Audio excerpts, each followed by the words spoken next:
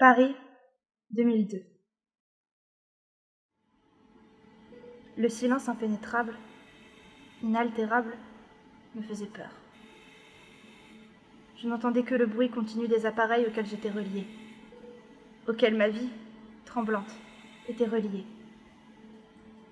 J'avais toujours eu peur du noir. Pourquoi dire le contraire? Et pour moi, la mort, c'était cela. L'obscurité totale, éternelle et insondable. Je m'imaginais tombant dans un gouffre sans pouvoir me retenir à rien. Je me voyais saisie par le néant, engloutie à jamais dans un monde dépourvu de sentiments, de pensées, de couleurs, dépourvu de tout. Je n'aurais plus mal.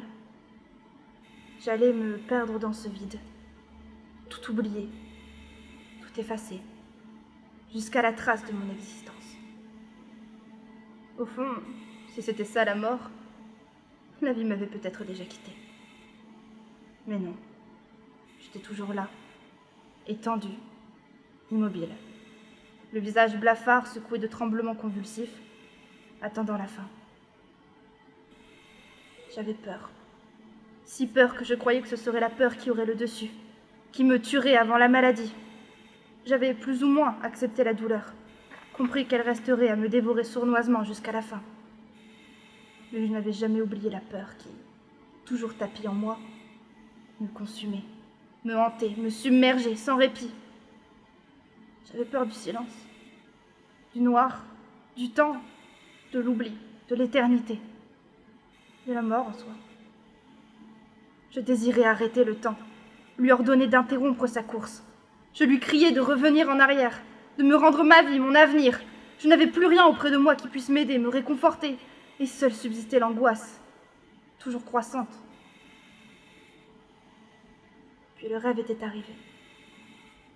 Il avait perturbé mon attente.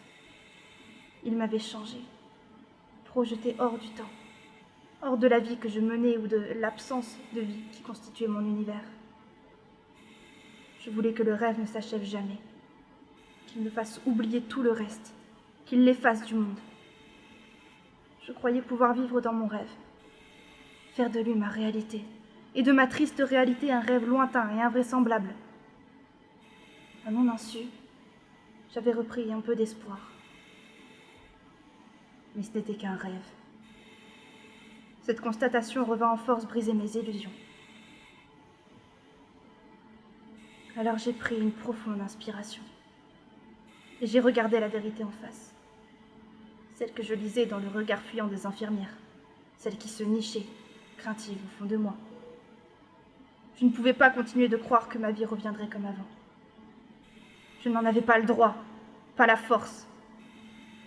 Joa, la fille gâtée de ses parents, adulée, comblée de réussite et d'amis.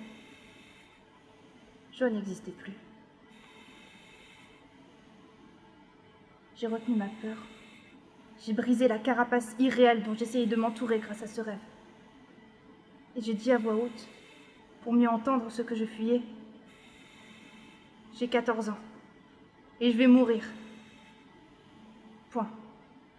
À la ligne.